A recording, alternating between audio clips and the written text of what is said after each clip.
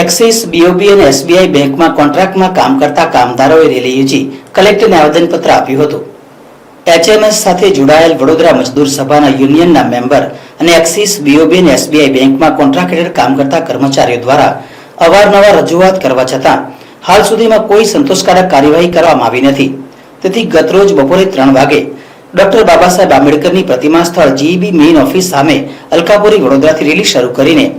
કલેક્ટરશ્રીના માધ્યમથી લિખિત આવેદનપત્ર પ્રધાનમંત્રી, governor reserve bank, labour minister અને મુખ્ય લેબર કમિશનરને મોકલવામાં આવ્યું હતું,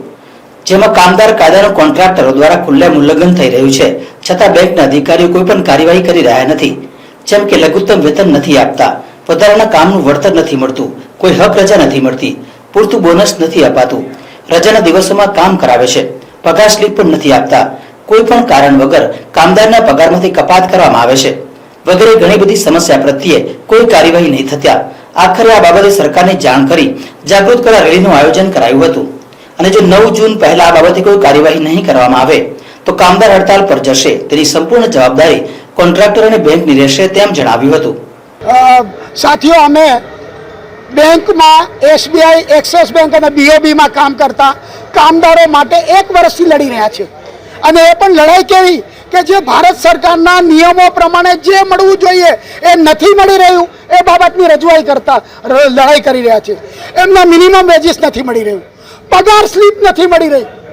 સૌથી દુર્ભાગ્ય વસ્તુ છે કે પગાર સ્લીપ બી નથી મળી રહી, એટલે મનમાની કટોતી કરી રહ્યા છે, મરજી પડે એટલા રૂપિયા કાપી લે છે, ખબર નથી પડતી કે શેના કપાયા। પગાર સ્લીપને વધારાનું રાતના 8-8, 9-9 સુધી બેસાડે છે, એમને કોઈ ઓવર ટાઈમ નથી આપવામાં આવતો,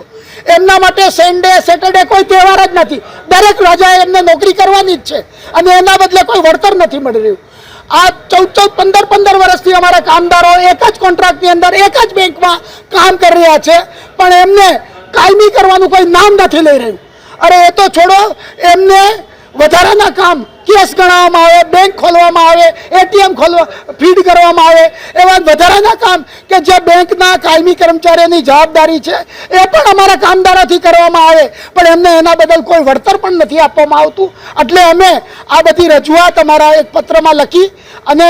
આશા રાખી છે કે પ્રધાનમંત્રી શ્રી આપણા ગુજરાતના છે અને ગુજરાતની બેંકો જ માની નથી રહી, જે ભારત સરકારની પોતે છે, તો આવી પરિસ્થિતિમાં કદાચ પ્રધાનમંત્રી શ્રી આપણને ન્યાય અપાવશે, એટલા માટે એમને ઉદ્દેશીને એક આવેદનપત્ર આજે આપવાનું કામ કર્યું છે। જો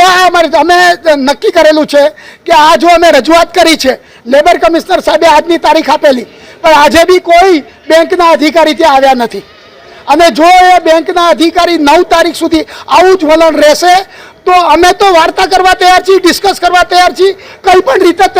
સમાધાન કરવા તૈયાર છીએ, પણ જો બેંક આવી રીતે જ અડિયલ રહેશે તો 9 જૂને